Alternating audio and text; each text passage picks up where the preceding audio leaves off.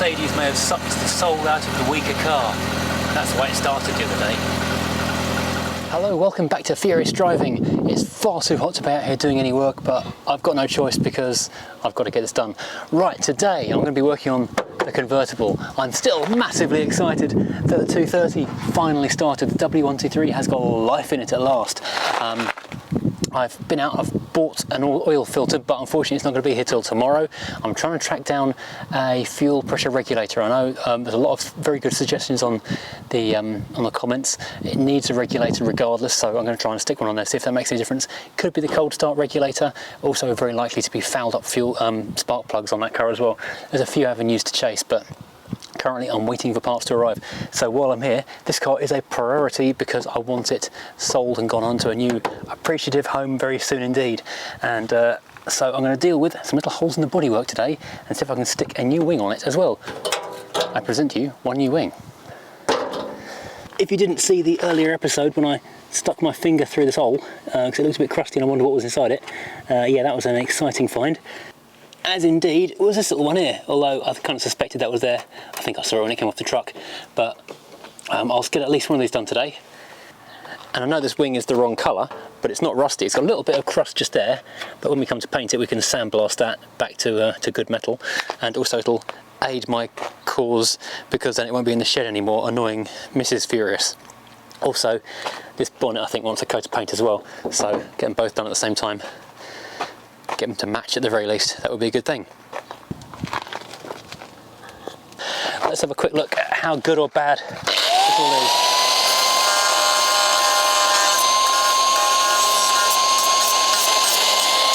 Doesn't matter if I damage that because it's coming off. Oh, dear me. Well, turns out it's actually a bit more extensive than I was hoping. Going all the way down to there really. I'm going to have to take the wing off so I can get around the front of it. I was hoping to keep the wing on as like a guide to the shape of it. So there's only a couple of bolts hold this wing on. There's two here in the door shut, one at the bottom, one at the top.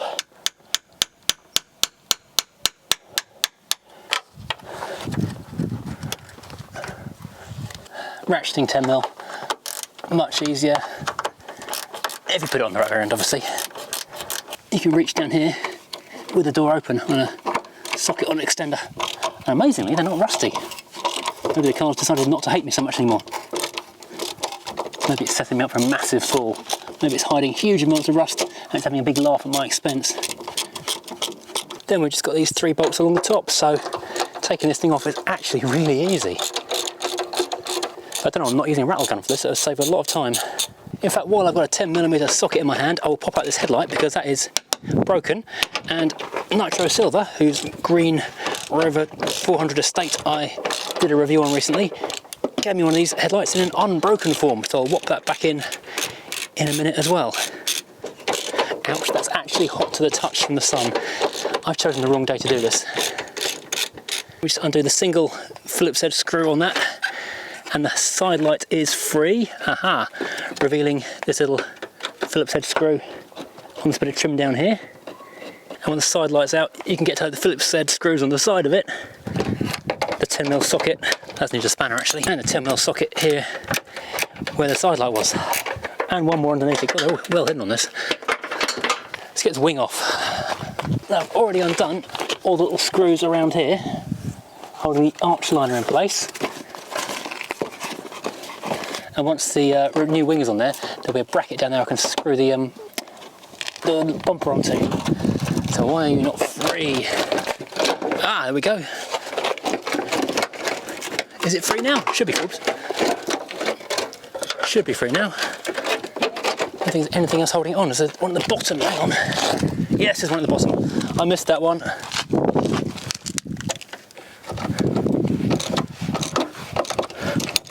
Oh good, that one broke off. Of course it did. And what do you know? More for the scrap pile. So my scrap pile's gonna be massive after I finish doing this job. That inner wing actually isn't too bad, to be honest. Okay, that bracket is too bad. That's absolutely horrendous.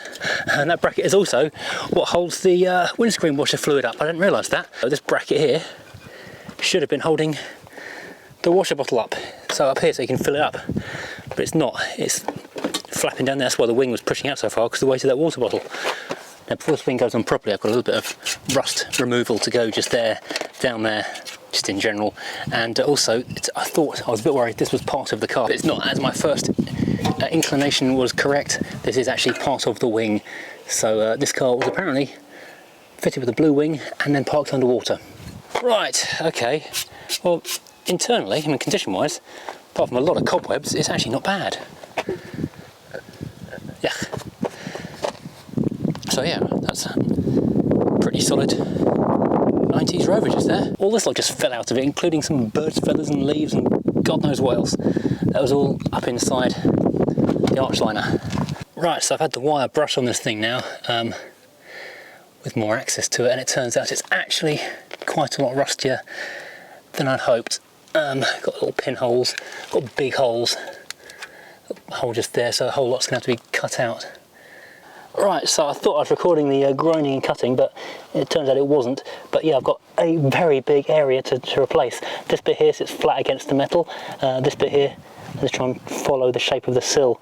Oh, so this is a much bigger hole than I was expecting. So let's just load it with a bit of zinc primer, just to stop it from rusting anymore while I procrastinate.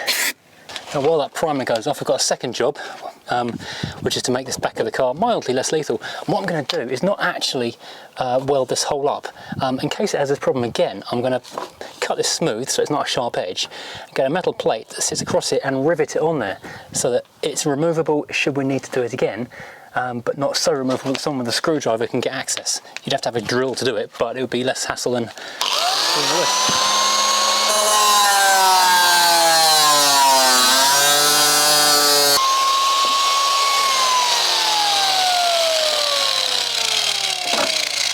Right, so the terrifying serrated edge, which is really quite dangerous, is now no longer part of the car.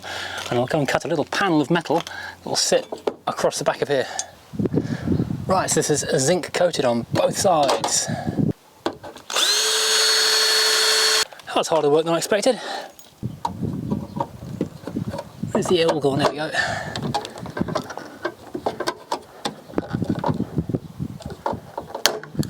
There we go. Let's drill a couple more holes and we're done. There you go. Less dangerous, more secure, and once the plastic panel's over there, you'll never know. I'll give it a squirt of silver paint for rust proofing as well before we're done here. So after all the aggro I had with the immobiliser, I honestly didn't want to disconnect the battery in order to do this, but I have had to do that because I'm about to weld it. I've cut and shaped a bit of metal here. It's held on with magnets. It's pretty close to what I need. Sorry, I'm having trouble. Shut up, Siri. It's just too hot to even think right now. I'm going to have to leave this for today. Oh. Well, it's the evening now. It's now dropped down from 36 degrees to a mere mid-20s, and I've had to put the cover back on the car because it looks like it's going to storm tonight. And that's also why the red wing is back on the car as well. Now on the car, in fact, so that it doesn't tear up the cover with any sharp edges underneath.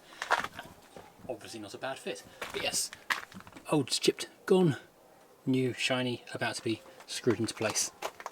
Checking all the light bulbs now, so it's easier to do that when the thing is loose and you can get the back of it than later on when you can't. Well, it's now after the weekend. I started this last week and as you saw it got to like 30 something degrees and I just couldn't even think. So I was away for the weekend, which meant I have to put everything on hold, all the cars away, no fun, no games, no Mercedes and Rovers, but back today. I actually did this with the video camera turned off. I don't know why. I thought I'd want to just get it done and out of the way without any distractions. So I cut out what I started welding last week because I wasn't happy with the seams. So what I've done is butt welded down this edge here and then lap welded at the front because it kind of sits flat, flush on the surface of this bulkhead bit here. So it's actually not too bad, it's tidy enough. I will give that a little bit of a skim of filler to disguise it a little bit, so when it's all painted it'll be invisible-ish? I don't know. Seems like a fairly solid weld though. It turns out I can weld better when the camera's not on me because I've not got the distraction of looking at the camera. It's not the tidiest, but it's quite strong. It'll do for now. Now, that is a distinct improvement. I'll now put this red wing back on, just tack it on with 2 bolts again for the time being, because in about half an hour I've got to go and review a car. So I was going to weld the other corner at the back on the passenger side, but I'll leave that for the next video now. Progress is being made with this old piece of junk. MOT maybe next year, and tomorrow, if all goes to plan, a Rover friend is coming around to help me fit the hood, so the next video may well actually be the hood going on, probably without the actual outer skin, but at least a working frame. Thank you for watching. If you've enjoyed this load of old rubbish, then please hit like, please hit subscribe, please share this on Facebook and that kind of stuff. And if you want to support the channel, buy a sticker, buy t-shirts, join me on Patreon, or join as a channel member, and all those kind of things make a massive difference to keeping the channel going. Thanks for watching. I'll see you again soon.